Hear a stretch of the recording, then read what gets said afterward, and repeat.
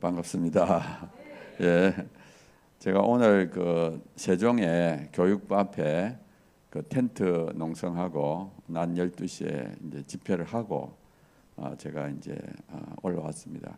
사실은 제가 여기 저녁을 같이 먹으려고 1시간 반 전에 6시 반에 도착하려고 딱 준비를 했는데 제가 그 오송역에 가가지고 차를 기다리는데 한 10분 연착을 하더라고요. 그래서 플랫폼에 앉아 있어서 한 10분 동안 PPT를 좀 더 봐야 되겠다 하고 그 PPT를 보는 사이에 차가 지나가 버렸어요.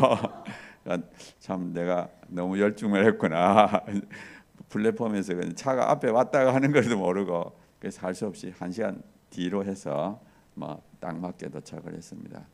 그래서 제가 오늘은 지금 현재 진행되고 있는 그 교과서 문제를 조금 말씀드리려고 합니다. 그래서 오늘은 이제 그 교육부 앞에서 텐트 농성을 시작하고 또 오늘 두 사람이 삭발을 했습니다. 근데 한 분은 이제 눈이 안 보이시는 분인데 또 그분이 또 하시겠다 해가지고 두 분이 삭발하시고 아마 다음 주죠. 다음 주 목요일 날은 저희들이 용산에서 그 대통령 집무실 가까이에서 또 집회를 하고 또 몇 사람 삭발을 할 겁니다. 그래서 아무튼 이달 안에 교육부안이 확정이 되기 때문에 사실 시간이 별로 없습니다. 매주 집회를 해도 몇 번밖에 할 수 없기 때문에 하여튼 우리가 좀 강력하게 해야 될 그런 상황입니다.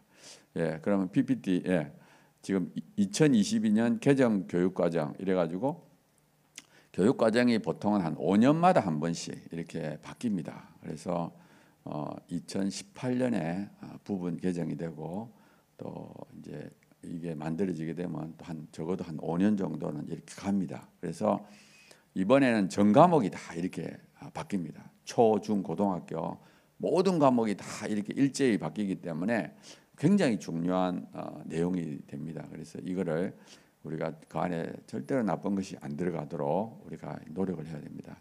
예, 그다음 넘겨주십시오. 예, 보면은 이번에 8월 30일부터 9월 13일까지 한 보름 정도 온라인으로 의견 수렴을 했습니다. 그리고 사실은 이것이 전체적인 골격은 작년 11월 달, 2021년 11월 달에 이제 골격이 만들어졌고요. 이게 이제 작년 초에 보면은 개정추진위원회, 정책자문위원회, 또 강론조정위원회 이런 것들 위원회를 만들어 가지고 이제 만들기 시작했고요. 전체적인 기둥을 그리고 작년에 이게 거의 다 완성이 됐습니다. 그리고 여러 전문가들을 구성을 해서 그다음 넘겨주세요. 예, 그래서 보면은 시도교육청, 또 교사, 학부모, 또 국가교육회의라는 게 있습니다. 그다음에 전국시도 교육감협의회 이렇게 해서 다 이렇게 했고 특히 정책연구진을 또 구성을 해가지고 공청회 했고요. 또 교원단체, 한국교총이라든지 정교조라든지 이런 데 간담회했고 하여튼 작년에 굉장히 많은 그 모임을 했습니다. 그래서 거의 작년에 완성이 됐다고 보시면 됩니다. 그리고 올해 와서는 이제 올해도 조금 했는데 교사, 학부모, 학생들 이렇게 했는데 작년만치 이렇게 자세하게는 하지는 않고 이제 의견 수렴 과정을 이제 거쳤습니다. 예, 그다음 넘기십시오. 예, 그래서 보면 이제 작년에는 큰 골격을 만들고 올해는 강론을 다 만들었는데 보면은 정책연구팀이라는 게 있습니다. 여기에 이제 45개 과제에 860여 명. 그래서 초중고 전 과목이니까 그걸 이제 나누어서 이제 이걸 만들었고요. 앞으로 그러면 어떻게 진행되느냐 하면은 이제 우리가 의견을 내면은 그것을 이제 정책연구진으로 가서 또 개정추진위원회에서 논의를 한 다음에 또 받아들일 거는 받아들이고 또 못 받아들일 거는 못 받아들이고 그리고는 이제 공청회를 하고 공청회는 이제 지난주에 끝났습니다. 이제 그 다음에 수정안을 만들고 지금 이제 수정안을 만들고 있는 중입니다. 그래서 국가과정시민위원회 그다음에 행정예고를 거쳐서 다음 달에는 국가교육위원회로 넘어갑니다. 이 국가교육위원회라는 것이 작년에 법이 만들어졌고요. 올해 첫 번째로 이제 시행이 됩니다. 올해 그래서 국가교육위원회에서 뭐 대통령이 5명 추천하고 뭐 국회에서 몇 명 해가지고 총 21명이 모여가지고 최종 확정을 짓습니다. 이 국가교육위원회가 이걸 최종 결정하는 그런 기관이 되겠습니다. 아무튼 이런 과정이 지금 남아 있고요. 현재는 교육부에서 지금 논의하고 있는 중에 있습니다. 예, 그다음 넘기십시오. 자, 이제부터 뭐가 문제인지를 한 5개 정도 말씀드리겠습니다. 첫 번째가 뭐냐면은 LGBT 옹호입니다. 이게 참 교묘하게 들어가 있어요. 그래서 보면은 초등학교 때는 어떤 말이 나오는가 하면 사회적 약자의 인권, 그러니까 사회적 약자의 인권을 우리가 이제 보호하자는 말이 이제 초등학생들한테 자꾸 나옵니다. 사회적 약자라는 단어가. 그다음 넘기세요. 그다음 중학교를 딱 가게 되면 사회적 소수자라는 말이 나와요. 그래서 보면은 이제 사회적 소수자에 대한 공감하고 배려하는 태도를 가져야 된다 하는 말이 나오고요. 또 차별과 혐오는 적극적으로 개선해야 될 문제다 이렇게 아이들한테 사회적 소수자를 공감해야 되고 차별하면 안 된다는 것을 중학교 때 이제 가르치게 됩니다. 그다음 넘겨주세요. 예. 자, 고등학교를 딱 가게 되면 어떤 내용이 들어가 하면 사회적 소수자의 사례로 성소수자가 들어갑니다. 그러니까 이제 초등학교 때는 사회적 약자, 고등학교 때는 사회적 소수자. 그러다가 고등학교 가면 이제 사회적 소수자의 사례로 성소수자가 들어가야 돼요. 그러면서 이제 이 성소수자를 차별하면 안 된다. 이거는 배려해야 된다. 이런 식으로 가르치고요. 또 그다음에 이제 교사가 이제 강의를 가르칠 때 소수자 집단에 속하는 학생들에게 부정적인 영향을 미치도록 하면 안 된다. 그러니까 만약에 가르칠 때 성소수자 학생이 있으니까 그 학생들한테 부정적인 영향을 미치지 마. 그러니까 쉽게 말하면 나쁜 이야기를 뭐 이렇게 문제점을 말할 수가 없는 거죠. 그 학생들에게 이제 상처를 주는 이야기를 하지 마라. 이런 식으로 되어 있습니다. 예, 그다음 넘겨주세요. 또 이제 보면은 고등학교 보면 사회적 소수자 차별하면 안 된다 하는 것을 계속 이야기하고 또 수업 시간에 사례를 들 때도 이제 특정 집단에 대한 편견이나 고정관념을 유발할 수 있는 사회, 인권 침해의 우려가 있는 사회를 하지 마라. 아무튼 이 학생들한테 가르칠 때 이 사회적 소수자, 근데 물론 사회적 소수자라는 게 좋은데 그 안에 이제 성소수자를 넣어서 문제가 되는 거죠. 그래서 이제 이 사람들을 이제 편견을 가지면 안 된다는 식으로 계속 가르치게 됩니다. 예, 그다음 넘겨주세요. 자, 정리를 하게 되면 초등학교 때부터 이제 교묘하게 성소수자에 대한 차별과 혐오를 하면 안 된다. 배려, 공감만 해야 된다는 걸 가르쳐요. 그래서 중학교 때는 이제 사회적 소수자 처음 나오지만 성소수자를 말이 안 나오고 고등학교 때 가서 비로소 여기에 이제 삽입이 됩니다. 그래서 물론 우리가 사람을 향한 차별과 혐오는 해서 안 되죠. 그런데 문제는 뭐냐 하면은 사람에 대한 차별이 아니라 그 문제에 대한 성행위에 대한 비판조차도 못하는. 왜? 아까 말했던 대로 그 학생들한테 기분 나쁘게 하는 말을 하서는 안 되니까 결과적으로 전혀 문제점을 가르칠 수 없는. 그래서 우리가 행위자 차별하고 행위 차별을 혼동하게 만드는 결과를 낳습니다. 예, 그다음 넘기세요. 두 번째 문제는 뭐냐면 젠더 교육입니다. 이게 이제 중학교 도덕부터 뭐가 나오는가? 성평등이 다 나와요. 그래서 성취 기준에 보면 사회 문화적 차원에서의 성의미를 파악하여, 그러니까 사회 문화적 차원에서 성의미, 이게 바로 젠더입니다. 우리가 젠더라는 게 사회적 성이거든요.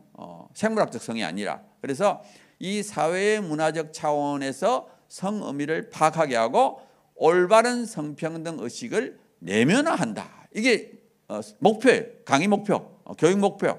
여기서 내면화한다는 게 뭐냐면 마음에 아예 뿌리를 내리게 만든다. 세뇌시킨다는 거예요. 그러니까 우리 중학생부터 중학교 도덕에 이 성평등을 아예 그냥 아이들한테 세뇌를 시켜야 된다는 것을 이제 성취 기준으로 이렇게 되어 있습니다.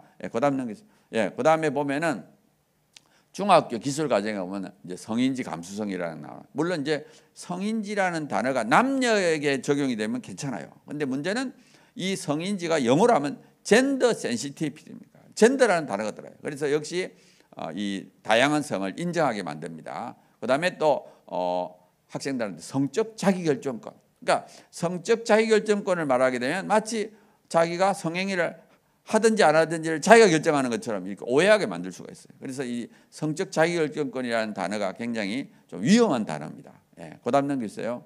그다음에 이제 중학교 기술 과정에 보면 여전히 그냥 고등학교 도덕에 가면 성에 대한 다양한 입장과 성평등의 의미를 이해하고, 역시 성평등이라는 단어 나와요. 그러니까 이 도덕에 계속 성평등이 나오게 됩니다. 예, 그다음 넘기세요. 중학교 보건처에 가면 또 뭐가 되어 있는가 하면 성과 건강 이렇게 되어 있어요. 그리고 이제 성 개념과 섹슈얼리티라는 단어가 나옵니다. 아까 말했던 대로 젠더 이러면 이제 다양한 섬인데, 이 섹슈얼리티는 젠더까지 포함한 아주 큰 의미가 돼요. 그래서 젠더라든지 그 생물학적 성, 사회적 성 뭐 이런 걸 다 합해서 우리 섹슈얼리티라는 것을 이제 또 가르치게 됩니다. 그리고 역시 성적 자기결정권을 이제 중학교 보건에서 가르쳐요. 예, 그다음 넘기세요. 역시 그다음에 또 나오는 내용은 성인권이라는 단어. 성인권. 그러니까 성이 하나의 권리예요. 애들한테 성에 대한 권리를 성인권을 가르쳐요. 이것도 참 이게 별로 좋은 단어가 아니죠. 성이 어떻게 권리가 됩니까? 그래서 아무튼 그걸 아이들한테 이제 가르친다는 뜻입니다. 예, 그다음 고등학교 보건에 가면 역시 똑같은 중학교보다는 조금 더 업그레이드해서 나오는데, 여기서는 이제 다양한 성 개념이라고 구체적으로 다양한 성 개념이 뭐냐? 생물학적 성, 섹스, 사회문화적 성, 젠더, 그다음에 총체적 성, 섹슈얼리티 이렇게 이제는 구체적으로 이렇게 가르치고 있습니다. 그러니까 우리 아이들한테 계속 다양한 성을 가르치고 젠더하고 섹슈얼리티를 이게 가르치게 되는 거예요. 예. 그다음 넘겨주세요. 그다음에 이제 아까 말했던 성적 자기결정권. 그다음에 또 고등학교 가면 또 새로운 단어가 재생산 건강 권리라는 게 있어요. 재생산 건강. 재생산이라는 게 이제 뭐 영어로 하면 리프로덕션. 그러니까 아기를 낳는 거를 재생산이라고.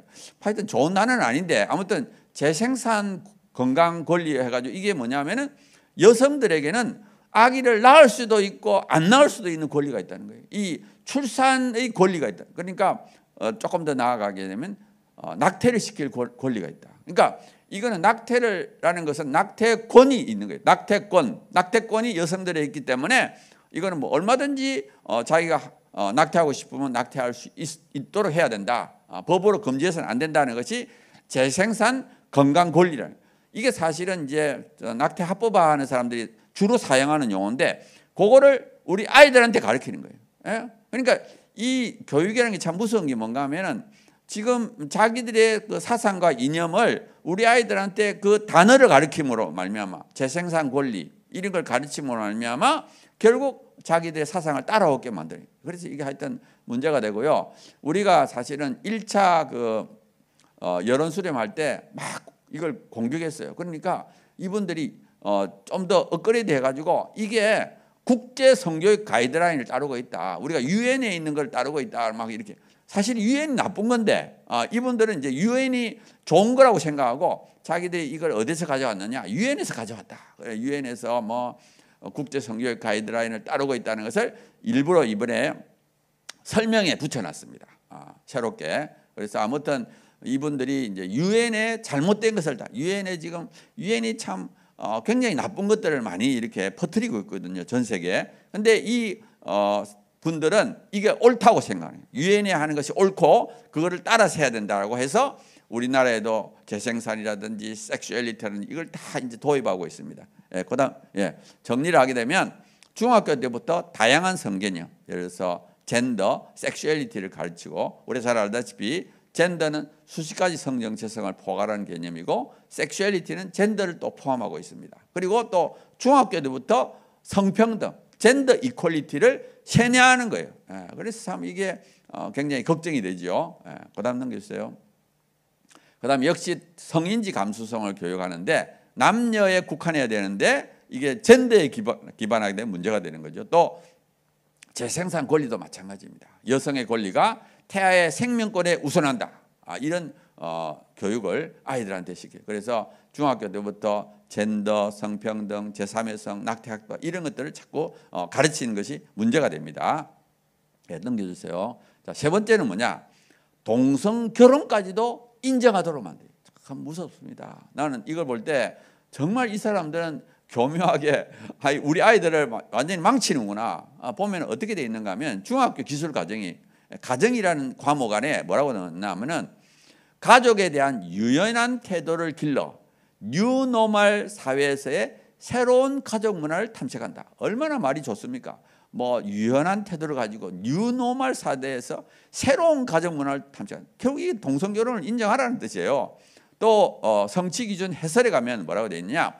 가족의 유형에 관계없이 정서적으로 서로에게 몰입되어 있으며 일상생활을 공유하는 가족 생활의 보편성과, 자, 이 말이 뭐예요? 가족 생활의 유형에 관계하지 말고 서로 뭐 정서적으로 몰입되어 있고 일상생활 공유하면 그 가족으로 인정해 줘야 되지 않느냐, 이 주장이에요. 이게 아이들한테 가족으로 인정해 줘야 된다. 아니 서로가 좀 정서적으로 몰입되어 있고 뭐 서로 좋아하고 또 생활을 공유하면 그거는 가족으로 인정해 돼야 되냐, 그 가족의 유형에 관계없이 이제 이런 식으로 아이들한테 가르치는 거예요. 그리고 이제 사실은 이제 원래 안에는 정상가족 신화에서 벗어나 이런 기절이 있었어요. 여기서 말하는 정상가족이라는 게 뭐냐면은 엄마, 아빠, 자녀로 이루어지는 가정을 정상가족. 저 사람들이 주로 말하는 게 정상가족이에요. 엄마, 아빠, 자녀로 이루는 게 정상가족이에요. 근데 이게 신화라는 게 신화.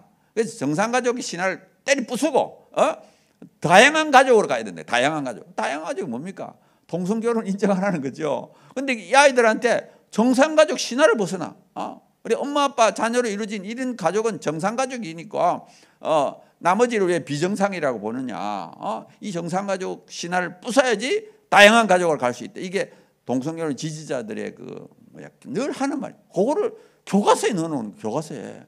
이게 지금 교과서 기준입니다. 이거를 보고 교과서를 만들어야 돼요. 그러니까 이게 하나의 가이드라인이에요. 가이드라인. 교과서를 만드는 가이드라인. 거기다가 정상가족 신화를 넣어놔가지고 우리가 막 항의를 하니까 요번에 뺐어요. 공청회 하기 직전에 빼긴 뺐습니다. 그래도 아무튼 뭐 그 뉘앙스 자체가 이 내용 자체가 뭐냐 하면은 다양한 가족을 인정해라. 그러니까 우리나라 법에 의하면 가족이라는 것은 혈연, 입양, 이렇게 세 가지 방법으로 이렇게 되는데 그 안에서는 우리가 다양한 걸 허용합니다. 뭐 한부모 가족, 조성 가족 이런 것들은 다 합법적인 가족들인데 지금 말하는 건 합법적인 것을 떠나서 막 가겠다고 하니까 이제 문제가 돼. 그거를 우리 아이들한테 가르치는 이게 문제입니다. 그다음 넘기세요. 정리를 하면 정서적으로 서로 몰입되어 있으며 일상생활을 공유하면 가족으로 인정해 줘야 한다는 내용을 가르침으로 동성결혼의 발판을 마련해요. 그리고 이제 이 정상가족의 신화를 벗어나 물론 삭제가 됐지만 이게 이 동성결혼 지지자들이 하는 용어입니다. 그래서 다양한 가족 유형에 대해 유연한 태도를 가지라고 하면서 다음 세대에 동성결혼을 반대하지 못하도록 유도하고 있다. 동성결혼을 반대하지 말라는 거예요. 다양한 가족을 우리가 인정해 유연한 태도를 가져라. 열린 마음을 가져라. 이런 식으로 아이들한테 교묘하게 가르치는 거예요. 그다음 넘기세요. 자, 네 번째로는 혐오 표현을 나쁘다고 하죠. 혐오 표현 금지의 정당성. 그러니까 중학교 사회에 보면은 혐오와 차별과 혐오는 적극적으로 개선해야 할 문제임을 인식한다. 그러니까 아이들한테 차별과 혐오는 진짜 나쁜 것이다. 이건 진짜 고쳐야 되는 문제로 인식하게 만들자는 거예요. 그다음 넘기세요. 자, 그리고 이 고등학교를 가면 그 제목 자체가 인간의 존엄성을 침해하는 혐오 표현 문제를 어떻게 해결할 것인가. 그러니까 이 혐오 표현이라는 것은 인간의 존엄성을 침해하기 때문에 이걸 어떻게 해결할 것인가를 아이들한테 가르치는 거예요. 그러니까 혐오는 아주 나쁜, 혐오 표현이라는 건 아주 나쁜 거예요. 그래서 인간의 존엄성을 침해하면 혐오 표현이 원인과 피해를 분석하여 윤리적 해결 방안을 제시할 수 있다. 뭐 이런 식으로 계속 혐오 표현을 나쁘게 이제 가르치고 있습니다. 그다음 넘겼어요. 자, 정리하게 되면 고등학교 도덕에서 내용체계라는 건 제목입니다. 인간의 존엄성을 침해하는 혐오 표현 문제라고 기술함으로 혐오 표현은 인간의 존엄성을 침해한다고 단정적으로 표현하고 있다. 그리고 이 혐오 표현을 만약에 금지하려고 할 때 나타나는 문제점, 예를 들어 표현의 자유 침해, 그다음에 여러 가지 있는데도 그거는 안 가르치고 그냥 학생들한테 혐오 표현은 무조건 나쁜 것이라는 선입견을 갖게 만든다는 거예요. 그리고 사실은 미국에서는 이 혐오 표현도 표현의 자유에 속한다고 이렇게 판결이 나와 있습니다. 미국은 표현의 자유를 워낙 강조하기 때문에 이 혐오 표현도 표현의 자유의 일종이다 이렇게 하고 있어요. 그래서 우리가 사실 사람에 대한 혐오는 금지해야 됩니다. 사람을 향해서 우리가 뭐 조롱을 한다든지 이렇게 하면 안 되죠. 그건 금지돼. 그런데 문제는 뭐냐면 이 가치관 판단, 뭐 이거 옳고 그르고 또 행위에 대한 비판 이런 건 얼마든지 할 수 있어야 되는데도 불구하고 그거를 혐오라고 간주해서 금지하게 되면 표현의 자유가 침해되고 민주주의의 기초가 무너집니다. 민주주의는 근본이 뭐냐? 표현의 자유. 누구든지 말할 수 있어야지 민주주의지. 아예 한 반쪽은 완전히 딱 입을 닫으면 그건 독재예요, 독재. 독재는 뭐냐? 말을 못하게 하는 데서 출발하는. 그런데 이 혐오 표현이라는 것을 통해서 표현의 자유를 억압하는 거예요. 그래서 문제가 되는 거죠. 그래서 사실은 전문가들도 혐오 표현 금지에 대해서 논란이 많이 돼요. 사실 우리나라는 아직 혐오 표현 금지법이 없습니다. 왜냐하면 그걸 도입하게 되면 표현의 자유가 침해가 되기 때문에 이게 막 이렇게 논란이 되고 또 혐오 표현이라는 게 어디까지가 혐오냐? 이걸가 이제 기준이 누가 정하느냐? 만약에 이제 어떤 사람이 정하면 그 사람 독재, 이거는 나쁘다 하면 그 의견은 전부 다 아예 나타내지도 못하게 되니까 이게 문제가 되죠. 그래서 혐오 표현 금지가 굉장히 문제가 되는데 우리 아이들한테 계속 혐오 표현은 나쁘다고 지금 가르치는 거예요. 예, 고담 넘겼어요. 실제로 올해 2월 달에 대한변협에서 인권보호대회를 하면서 포괄적 차별금지법을 제정해서 혐오 표현을 규제하게 되면 언론의 활동이나 표현의 자유가 위축되기 때문에 신중을 기해야 된다는 그런 지적이 있었고요. 또 그날 양홍석 변호사님이 나와가지고 혐오 표현이라는 개념 자체가 역사, 사회적 경험이 다른 외국에서 수입된 것이고 국제적으로 통용되는 의견이나 사회적 합의가 부족하다. 모호한 개념을 기초로 혐오 표현에 대한 규제를 논하는 것은 매우 위험하다. 이렇게. 그러니까 왜냐하면 혐오라는 개념이 어디까지냐가 문제예요. 정말 사람을 향한 혐오는 해서 안 되죠. 또 우리나라는 모욕죄 이런 게 다 있습니다. 사람을 향하여 하는 것은 다 법으로 이미 만들어져 있습니다. 그런데 이제 혐오 표현을 과연 어디까지가 혐오 표현이냐 이게 논란이 되는 거예요. 그런데 예를 들어서 우리나라 국가인권에는 혐오 표현을 엄청나게 확대해요. 예를 들어서 옛날에 안철수가 뭐 서울광장에서 하는 걸 그 퀴어 축제를 거부할 권리도 있다. 그것도 혐오 표현. 또 서울시 공무원들이 서울광장에서 그 퀴어 축제 하는 것이 이게 좀 타당하지 않다, 법적으로 문제가 된다. 그것도 혐오 표현. 뭐 이러니까 혐오 표현이라는 것은 반대 의사를 자기와 반대되는 의사를 탄압하는 수단으로 사용하는 거예요. 그러니까 독재지요, 독재. 그래서 이거는 굉장히 나쁜 건데 이걸 아이들한테 계속 혐오 표현 나쁘다 이렇게 가르치니까 이게 문제가 되는 겁니다. 그다음 넘겼어요.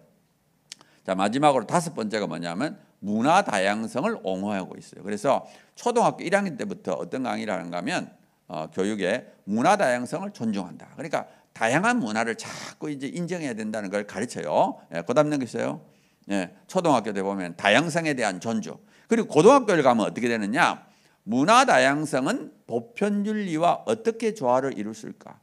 얼른 이 말 들으면 문화 다양성이 보편윤리와 조화를 이룬다. 그러면 보편윤리도 조금 이렇게 절충을 하라는 거지요. 조화를 이룬다는 것이 뭐냐면 어떤 부분은 문화 다양성을 좀 더 강조하고 어떨 때는 보편윤리를 좀 더 강조하고 이런 식으로 조화를 이루라는 말인데 이건 말이 안 되죠. 아무리 문화 다양성이라도 보편윤리 안에서 허용이 돼야지 보편윤리를 벗어난 문화 다양성은 있을 수 없죠. 그래서 이게 굉장히 위험한 문구예요. 보면은 당연히 문화 다양성 교육은 보편윤리 안에서 허용이 돼야 돼요. 아무튼 이런 것들을 이제 학생들한테 가르치고 있습니다. 그다음에 이제 고등학교 사회 공통에 가면 아예 제목 자체가 문화와 다양성이에요. 그래서 문화와 다양성을 계속 집중적으로 아이들한테 이제 가르치게 됩니다. 그다음 넘기세요. 자, 정리를 하게 되면 초등학교 때부터 문화 다양성을 가르치게 되고 고등학교를 가면 아예 제목 자체가 문화와 다양성, 그러니까 집중적으로 문화적 다양성을 존중하게끔 만드는 거예요. 역시 세뇌를 시키는 거죠. 우리 아이들한테 세뇌. 물론 이런 교육을 하는 이유 중에 하나가 뭐냐면은 외국인 노동자 또 결혼 이민자들이 우리나라에 오기 때문에 우리나라에 지금 다양한 문화를 가진 사람들이 오기 때문에 이분들과의 갈등을 최소화하기 위해서 하는 노력인 걸 알아요. 근데 문제는 뭐냐면은 현재 이 교육은 다양한 외국 문화를 받아들여야 된다고 이렇게 강조하는 거예요. 예. 무조건 아이들한테 우리가 다양한 외국 문화를 받아들여야 돼. 이렇게 계속 세뇌를 시키는 겁니다. 예. 그다음 넘기세요. 자, 그런데 이러한 것은 사실은 헌법에도 어긋납니다. 우리 헌법에 보면은 전통 문화의 개성 발전과 민족 문화의 창달에 노력해야 된다. 그러니까 우리 고유 문화를 더 발전시켜야 된다는 것이 헌법 정신인데 이게 문제가 되는 거예요. 그래서 우리가 문화 다양성 교육 좋습니다. 그런데 한국 고유의 문화를 훼손하지 않는 범위 내에서 적절히 조화를 이뤄서 진행해야 된다. 그러니까 무조건 받아들이는 것이 아니라 우리 고유의 문화를 유지하면서 그들의 문화도 인정하는 쪽으로 가야 돼요. 예. 예를 들어서 이제 우리가 잘 알듯이 서구 유럽은 완전히 망했잖아요. 프랑스, 그다음에 뭐 독일 이런 데서 막 그걸 무분별하게 그걸 받아들이면서 지금 굉장한 문제가 생기고 있습니다. 그래서 우리가 이 무조건 받아들이는 것이 아니라 잘 이렇게 지혜롭게 받아들여야 된다는 것을 말씀드리고요. 또 한 가지 아까 말했던 대로 문화 다양성을 보편윤리와 조화를 이룬다. 이건 말이 안 되죠.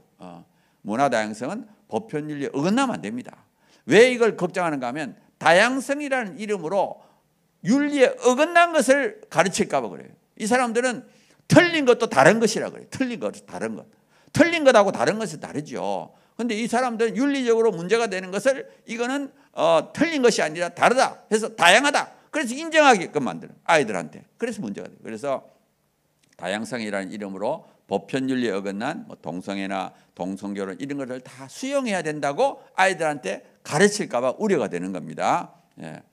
그다음에 심지어 국어에까지 이 사람들이 정말 이 사람들은 진짜 무서워요. 정말 하여튼 이 사람은 오로지 아이들을 세뇌시켜서 자기들의 사상을 주입하는데 뭐 이건 뭐 영어도 지문에 가면 영어 지문에도 이런 걸 넣어놨어요. 뭐 국어, 영어, 뭐 온 과목이 다 넣어가지고 완전히 아이들을 완전히 그 북한에서 막 이렇게 세뇌시키는 것처럼 이렇게 만들어요. 그 진짜 문제가 되죠. 그래서 심지어 국어에도 성평등, 젠더, 사회적 소수자가 들어가 있어요. 그래서 고등학교 문학책을 고를 때도 이런 걸 고려하라는 거예요. 예. 문화 다양성, 인권, 성평등 이런 것들을 이제 할 수 있는 책을 고르라는 거예요. 그래서 문학을 읽히라. 주제 탐구 독서도 마찬가지. 그다음에 문화와 영상 마찬가지. 이런 것들을 교사들이 선택할 때 이런 것들을 생각하는 거예요. 뭐 성평등, 젠더, 사회적 소수자, 문화 다양성 이런 거. 그러니까 모든 과목을 통해서 우리 아이들을 세뇌시키겠다는 거예요. 전 과목. 이것도 초, 중, 고등학교 단계별로 어릴 때부터 점점 해가지고. 그러니까 이게 무서운 거죠. 그러니까 이거를 우리나라에 산다는 거예요. 우리나라 딴 나라가 아니라 뭐 북한에 산다는 게 아니라 우리나라에서 이런 일을 하겠다고 지금 하고 있으니까 이게 참 얼마나 심각한 문제입니까? 예, 그다음 넘겼어요. 자, 그래서 요구를 몇 가지 하겠습니다. 첫 번째는 사회적 소수자에서 성소수자를 빼라. 우리가 그냥 정말 사회적 소수자, 진짜 뭐 장애인이라든지 뭐 고아라든지 정말 어려운 사람들은 당연히 우리가 배려하고 그분들을 해야 되겠죠. 근데 문제는 뭐냐? 왜 문제가 되는 성소수자가 그 안에 들어가느냐는 그게 지금 문제의 발단입니다. 그리고 이 사회적 소수자라는 것은 선천적이거나 불가항력적 이유로 자기가 하고 싶어서 된 게 아니라 장애인이라든지 뭐 태어날 때부터 문제가 있다든지 이런 경우는 우리가 뭐 본인의 책임이 아니잖아요. 그리고 또 사회적 소수자라는 것은 윤리 도덕적으로 문제가 없는 경우에만 이걸 우리가 바라는 거지 성소수자는 타고나는 것도 아니고 불가항력적 이유도 아니고 또 윤리적으로 문제가 되고 또 이 성소수자라는 단어는 뭐가 문제냐? 어디까지가 성소수자는 거예요? 어디까지가? 우리가 보통 말하는 LGBT, 동성애자, 뭐 트랜스젠더 이거를 성소수자 그러는데 아니 이 성소수자의 정의에 보면은 사전에 가게 되면은 등이라는 게 뭐야? 그 안에 무한 무중 다 들어가 있어요. 그러니까 어떤 사람들은 소아성애자도 성소수자, 또 뭐 다양한 이상한 그 성소수자 있잖아요. 뭐 그것도 다. 그러니까 지금 현재 성소수자가 어디까지냐도 이 합의가 안 돼 있어요. 국제적인 합의가 안 돼 있습니다. 성소수자는 어디까지다. 이거는 합의가 안 돼 있어요. 전 세계적으로. 그걸 넣어서 성소수자를 배려하다. 그러면 우리 소아성애자도 배려해야 되는 건지. 예? 그리고 우리나라 국립국어원에 표준국어 대사전에도 없습니다. 아니 우리나라 국어 단어에도 없는 용어를 아이들한테 가르치겠다. 이거는 말이 안 되죠. 물론 이제 우리가 행위자 차별하고 행위 차별은 구별해야 됩니다. 우리가 사람을 차별하면 안 되죠. 그렇지만 행위는 우리가 얼마든지 비판할 수 있어야 된다. 그래서 우리가 담배도 마찬가지죠. 흡연자의 인권을 존중하되 담배 해독성은 홍보할 수 있듯이 우리가 동성애자나 트랜스젠더의 인권을 존중하되 동성애와 성전환의 문제점을 교육할 수 있어야 된다. 수업 시간에 그 사람 학생들 동성애자인 학생을 눈치 보지 않고 얼마든지 문제점을 가르칠 수 있어야 돼. 근데 그거를 교묘하게 못하게 만드는 거예요. 교육 과정이. 그래서 그게 문제가 되죠. 그다음 넘겼어요. 그다음에 젠더하고 섹슈얼리티를 가르치지 말아달라. 이게 문제고요. 그다음에 보면은 성평등을 양성평등으로 바꿔달라. 그러니까 성평등은 젠더 이퀄리티고 양성평등은 섹스 이퀄리티. 양성평등은 남녀평등이니까 우리 헌법에도 양성. 법도 양성평등 기본법. 그러니까 당연히 헌법과 법률에 따르면 양성을 써야 돼요. 그런데 교과서에 성평등을 넣으려니까 문제가 되죠. 그다음에 재생산이라는 용어를 빼라. 그다음 넘겼어요. 역시 동성애 옹호 문구도 빼라. 또 혐오 표현을 안 가르치면 제일 좋은데 만약에 가르치고 싶으면 찬반을 다 가르쳐라. 혐오 표현이 무조건 나쁘다는 게 아니라 정말 혐오 표현을 규제하게 되면 표현의 자유가 침해되고 또 개념이 모호하고 사회적 합의도 부족하다. 이런 것들을 똑같이 가르쳐요. 미국에서는 혐오 표현도 표현의 자유에 속한다. 이런 것들을 찬반을 다 가르치는 거예요. 그리고 이제 인간의 존엄성을 침해하는 혐오 표현 이런 거는 빼라는 거예요. 무조건 혐오 표현이 인간의 존엄성을 침해하는 건 아니기 때문에. 그리고 어떨 때는 우리가 혐오를 해야 될 때도 있잖아요. 당연히 혐오해야 될 상황도 있잖아요. 정말 우리가 정말 안 좋은 거는 우리가 혐오해야죠. 인간의 감정인데 혐오를 아예 못하게 한다. 이거는 문제가 되죠. 그다음 넘겼어요.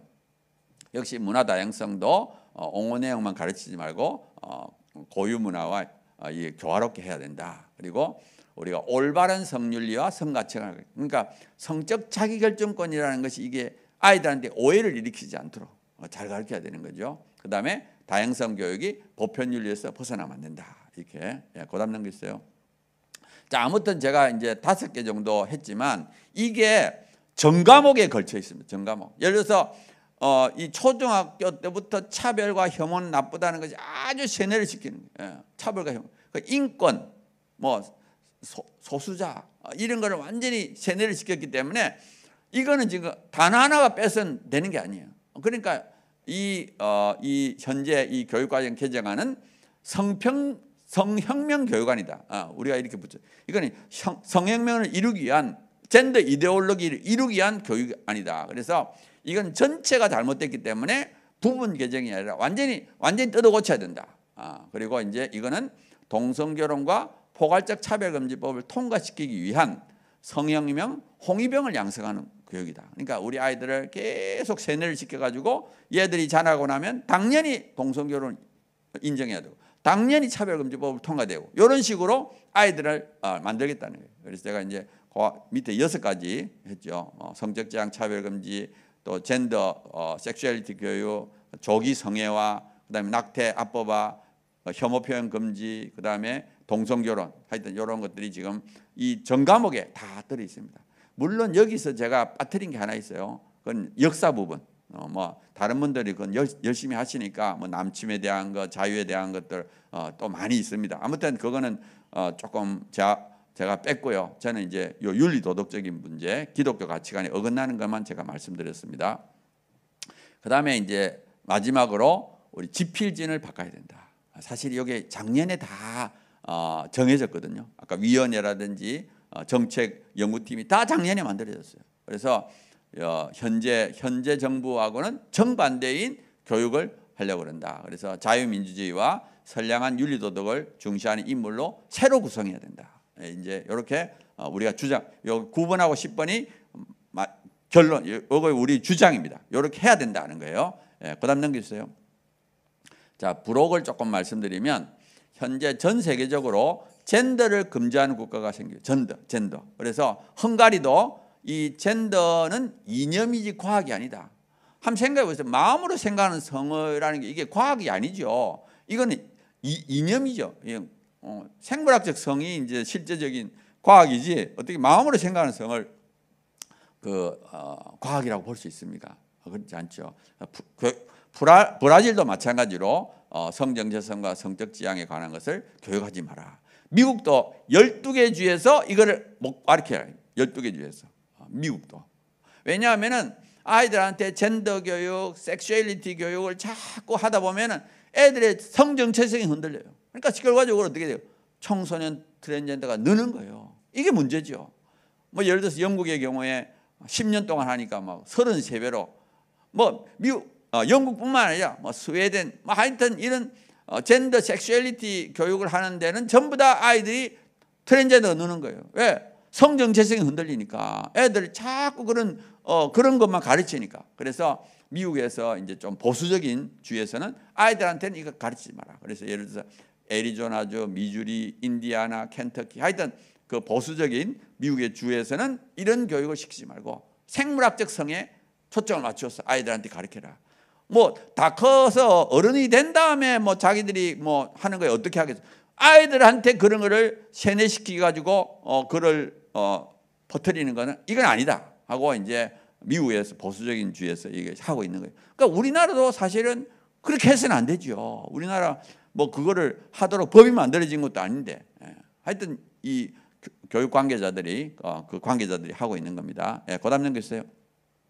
역시 또 재생산이라는 단어도 반대하는 국가가 많다는 거예요. 그래서 이 재생산이라는 용어가 낙태, 임신, 저 사람들은 낙태는 임신 중지라고 그래요. 임신 중지. 그 여성에게는 임신 중지할 권리가 있다. 그래서 이것도 역시 반대하는 국가들이 많대요. 주로 이제 캐톨릭이나 이슬람 이런 데서는 반대하고 있습니다. 그다음 넘겼어요.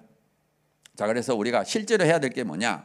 첫 번째는 교육부를 향해서 항의해야 됩니다. 왜 이걸 항의해야 되는가 하면 사실 이제 9월 19일 날 그러니까 지금부터 벌써 한 달 전이죠. 한 달 전에 교육부에 있는 학교혁신지원실장이라는 것이 발표를 했어요. 발표를 했는데 무슨 발표를 했느냐? 1차 여론조사 의견을 수렴했을 때 도덕하고 보건에서 굉장히 많은 의견이 나왔다. 도덕은 1078건, 보건은 619건이 나왔다. 근데 그 내용이 뭐냐 하면은 성평등을 양성평등으로 바꿔달라. 그 다음에 동성애, 성전환, 낙태 등의 사례를 포함하지 말라. 그 다음에 양성이해의 성으로 해석될 수 있는 용어를 삭제하라. 청소년 가치관에 혼란을 줄 수 있는 용어를 삭제해달라. 이런 것을 이제 막 의견을 낸 거예요. 그러니까 우리 쪽 사람들이 한 거예요. 근데 이분이 뭐라 그랬나? 교육부 이 사람들이 이분이 뭐라 그랬나? 결론이 뭐냐? 이 의견은 들어줄 수 없다. 왜? 이거는 성소수자를 혐오하기 때문에 들어줄 수 없다는 거예요. 그러면서 이거를 완전히 그냥 이건 안 들어준다 하고 딱 공포를 했어요. 그러니까 얼마나 황당합니까? 아니 성평등을 양성평등으로 바꿔달라. 또 남녀 외에 제3의 성으로 해석될 수 있는 것은 가르치지 말아달라. 아니 청소년 가치관에 혼란을 주는 용어는 빼달라. 다 맞는 말이죠. 청소년 가치관에 혼란을 주는 거, 또 제3의 성을 인정하는 거, 또 성평등을 가르치려 이거 다 해서는 안 되는 거죠. 당연히 해서는 안 되죠. 그런데 교육부가 이거는 성소수자 혐오다 이렇게 말하면서 이건 안 들어주겠다. 그러니까 이 교육부도 알긴 알아요. 성평등은 성소수자를 포함하고 있고 양성평등은 성소수자를 포함하지 않으니까 성평등은 양성평등으로 바꿔라는 것은 결국 성소수자를 빼자 이런 뜻이니까 혐오다는 거예요. 혐오. 그런데 사실은 우리나라가 성소수자를 교육하도록 만들어낸 게 아니거든요. 우리나라 헌법이나 법률은 다 양성평등인데 그럼에도 불구하고 성평등을 양성평등으로 못 바꿔주겠다는 거예요. 제3의 성도 가르치겠다는 거예요. 청소년 가치관에 혼란을 주는 것도 가르치겠다는 거예요. 그러니까 이게 너무너무 황당한 거 아니에요. 교육부가 무슨 이런 생각을 하느냐. 이미 성소수자를 생각하고 대다수 국민들은 생각하지 않는 그런 이상한 사고방식에 이데올로기에 이미 교육부가 빠져 있는 거예요. 그다음 넘겼어요. 자, 그래서 이제 제가 이런 거 항의하라 그랬고요. 그다음 넘겼어요. 그래서 이제 제가 항의를 할 때 이런 내용을 항의하라 그랬습니다. 동성애 옹호 내용을 삭제하라는 것이 성소수자 혐오인가? 결국 우리나라를 우리의 자녀들을 동성애자로 만들려고 하느냐?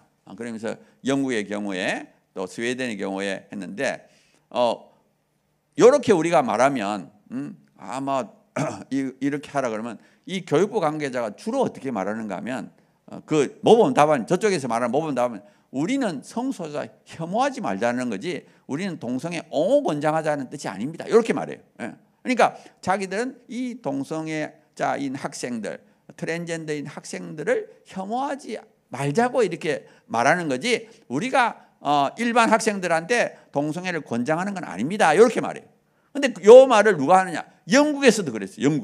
영국에서 차별금지법 평등법을 만들 때 막 기독교인들이 항의하니까 그런 일 없다고. 절대 그런 일 없다고. 자기들은 이 차별하지 않도록 하기 위한 거지 절대로 아이들한테 옹호 권장하지 않습니다. 이렇게 말했어요. 차별금지법 통과시킬 영국에서 정부에서 기독교인들한테. 근데 실제로 어떻게 됐냐? 법이 딱 통과되고 나니까 나중에 아주 의무적으로 동성애를 권장하도록 만들었어요.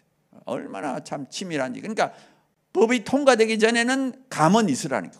거기 사기꾼입니다. 그러니까 법이 통과되기 전에는 절대 그런 일이 없고 만약에 그런 걸 할 때는 자기들이 얼마든지 의견을 수렴해서 하겠다고 말을 다 하지만 딱 이 법이 딱 통과되고 나면 끝나는 거예요. 통과됐다 하면 끝나는 거예요. 마찬가지 이 사람들이 지금 교과서 바꿀 때도 절대로 교과서 그런 이유가 아니에요. 그렇지만 그렇게 딱 가이드라인을 만들어 놓으면 그 다음에 일반 선생님들은 그 가이드라인대로 그냥 하는 거예요. 그럼 결국에는 옹호 권장을 한 정말 종이 한 장 차이입니다.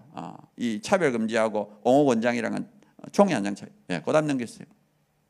그래서 우리가 이제 사람을 향한 혐오를 해서는 안 되지만 가치관 표현이나 행위 비판은 허용이 되는데 문제는 뭐냐? 아까 말했던 대로 교사가 해당 활동이 소수자 집단에 속한 학생들의 부정적인 영향을 미치지 않도록 주의한다. 이런 것들이 결국 가치관 비판, 이 행위 비판을 하지 못하게 만드는 거예요.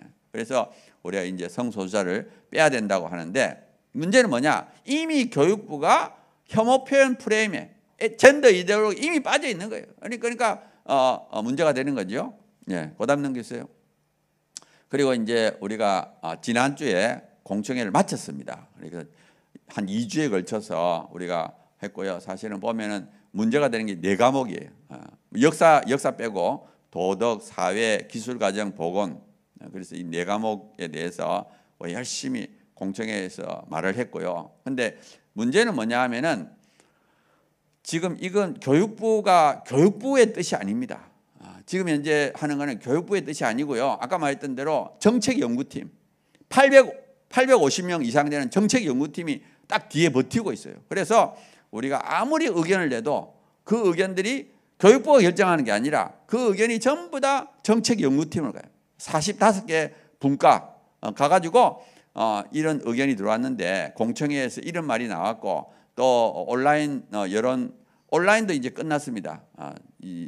오늘까지 오늘 6시까지 해서 다 마감을 해서 이제 온라인으로 들어온 의견 공청회 되는 것을 전부 다 이제 정책연구팀에 가서 이런 의견이 나왔으니까 이 중에 우리가 받아들일 거는 뭐냐 또 못 받아들일 건 뭐냐는 걸 판단하게 만들어요. 근데 당연히 그 사람들 못 받아들이죠. 이미 작년에 이걸 만들었고 1차 여론할 때 성평등 유지한다, 성소수자 유지한다 결정을 내렸어요. 1차 때.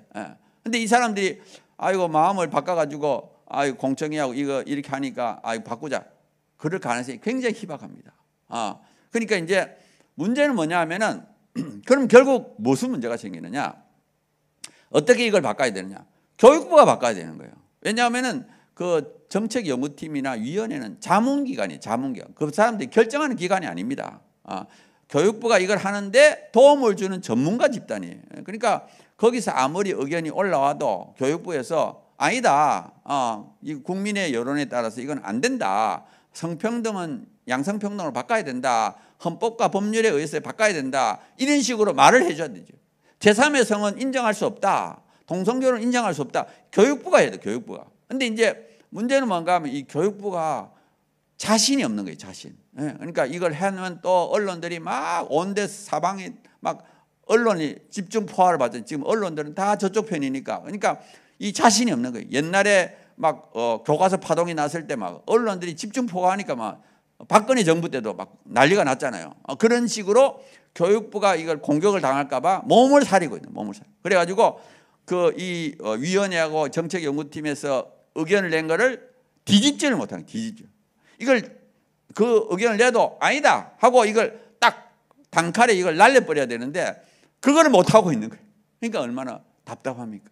너무 약한 거예요. 교육부가 자기들이 권력을 가졌는데도 불구하고 눈치 보고 있고. 그래서 하여튼 그런 상황입니다. 예, 그다음 넘겨주세요. 예, 그래서 이제 우리가 사실은 이 문제를 해결하기 위해서 우리가 교육 정상화를 바라는 전국 네트워크라고 600개 단체를 모아가지고 내일 이거를 출범합니다. 내일 프레센터에서 2시 반에 출범하고 꽃동산 교회에 계시는 김종준 목사님, 옛날 합동측 총회장도 하셨죠. 그다음에 공동대표로는 이재원 목사님, 김웅성 목사님, 그 외에도 불교, 유교, 천주교 다 이렇게 넣고 또 일반 분들 이래가지고 우리가 대표단을 꾸미고 여러 가지 이제 조직을 구성해서 일단 내일 이게 출범을 시키고요. 그 다음에 우리가 이제 집회를 해야 됩니다. 아까 말했는데 오늘 낮 12시에 교육부 정문 앞에서 텐트 치고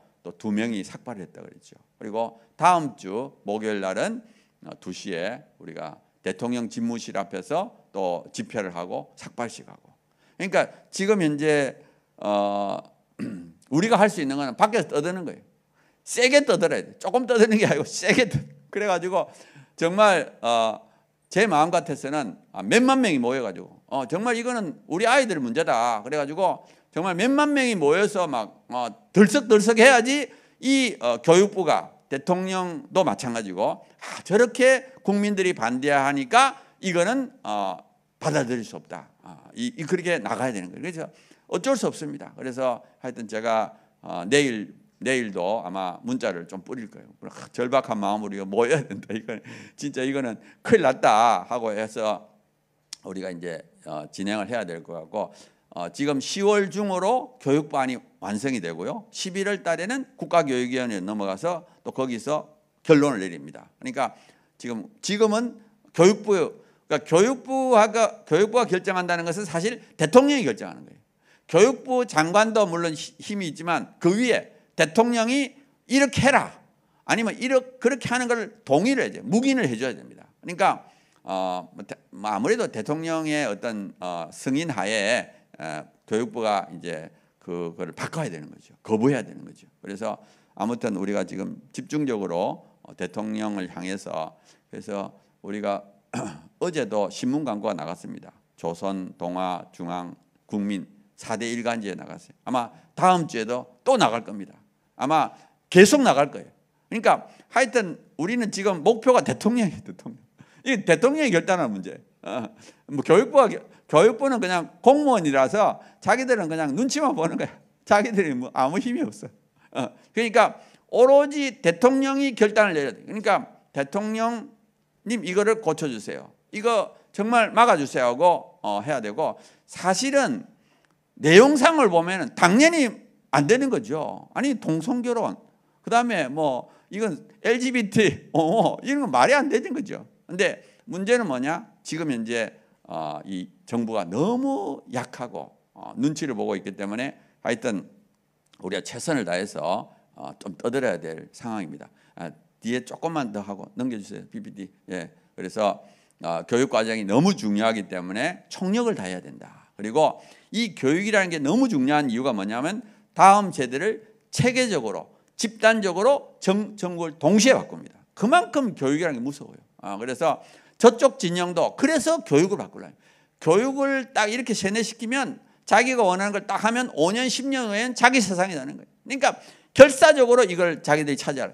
사실은 국가인권위원회에서 그걸 이미 썼어요. 2001년도에 만들어가지고 계속 교육을 바꿨어요. 교과서, 교사들을 바꿔가지고 20년 만에 10대, 20대를 50% 이상을 바꿔버렸어요. 다른 게 아닙니다. 국가인권위원회 한 게 교육을 통해서. 그래서 우리도 똑같이 이 교육을 다시 탈환해야 돼요. 우리가 우리의 다음 세대를 위해서, 미래를 위해서는 반드시 탈환해야 돼요. 그래서 지금 우리나라 현재 보면은 교육과 언론과 문화 이 세 가지가 굉장히 중요한 영역입니다. 교육 영역, 언론 영역, 문화 영역. 그런데 이 세 가지 영역에서 전부 다 우리가 지고 있어요. 차별금지법을 지지하고 동성애를 옹호하는 쪽이 이겼어요. 이겨. 지금 졌습니다. 솔직히 말해서. 우리가 열세. 교육과 언론과 문화 세 개 다 우리가 졌는데 이걸 다시 탈환하려면 제일 쉬운 게 교육입니다. 언론이나 문화는 더 어려워요. 왜냐하면 언론사는 많이잖아요. 그다음에 기자들이 생각을 바꿔야 되니까 그거 쉽지 않죠. 문화는 더 어렵죠. 그러니까 제일 쉬운 게 교육이고 두 번째가 언론이고 세 번째가 문화입니다. 그러니까 첫 번째 이 교육은 정부가 결단만 내리면 돼요. 어렵지 않아요. 그러니까 목표 대상이 딱 한쪽이죠. 대통령이 딱 목표입니다. 그러니까 우리가 하여튼 이달은 10월 달에는 오로지 대통령을 위해서 기도해야 돼요. 대통령 결단하게 해달라고. 그리고 교육을 바꾸는 것이 제일 쉽습니다. 그런데 만약에 여기서 우리가 지면은 사실 진 거예요. 이길 수 없습니다. 결국 10년, 20년 지나면 결국은 지는 거예요. 그러니까 진지를 다시 탈환해야 돼요. 교육이라는 진지를 다시 우리가 탈환을 해야 돼요. 그래서 이 교육 과정이 앞으로의 차별금지법과 동성결혼 합법화의 분수령입니다. 이걸 다시 완전히 우리가 정말 대통령의 결단을 통해서 이거를 찾아오면은 희망이 있습니다. 그리고 이 진지를 우리가 탈환해서 진지를 한 20년만 딱 지키면 우리 아이들이 50% 이상 우리 쪽으로 옵니다. 그러니까 당연히 이게 굉장히 중요한 영역이죠. 그러니까 아이들이 우리한테 오게 되면 그 다음에 언론과 문화가 저절로 바뀌는 거예요. 그래서 우리가 하여튼 최선을 다해서 기도를 하시고 또 밖에서 떠들어야 되고 하여튼 이게 굉장히 중요하다는 것을 널리 알려야 됩니다. 그다음 넘기세요. 요거는 이제 제가 늘 하는 말인데 차별금지법은 사기꾼법이다. 모르면 찬성하고 알면 반대한다 해서 저희들이 리얼미터에다가 3,000명 조사를 했습니다. 왜 우리가 리얼미터를 했는가 하면 리얼미터가 국가인권이 항상 리얼미터에다가 의뢰를 해요. 그래가지고 한 몇 년 전에는 인권위가 리얼미터에 의뢰해가지고 88%가 찬성한다 그랬어요. 차별금지법은. 올해도 4월 달에 해가지고 67%가 찬성한다. 리얼미터, 다 리얼미터입니다. 그래서 우리가 일부러 3,000명을 줬어요. 3,000명. 그래가지고 해보니까 찬성이 43.8%, 반대가 41.5%. 찬성이 조금 많아요. 그다음 넘겨주세요. 자, 그런데 요거를 차별금지법을 아는가 모르는가를 봤어요. 그러니까 차별금지법을 잘 알고 있다 한 사람은 반대가 63%입니다. 반대로 잘 모른다 하면은 44%, 찬성이 더 많아요. 그래서 아는 사람은 반대하지만 모르는 사람은 찬성이 더 많다는 걸 알 수 있고요. 그다음 넘겨주세요.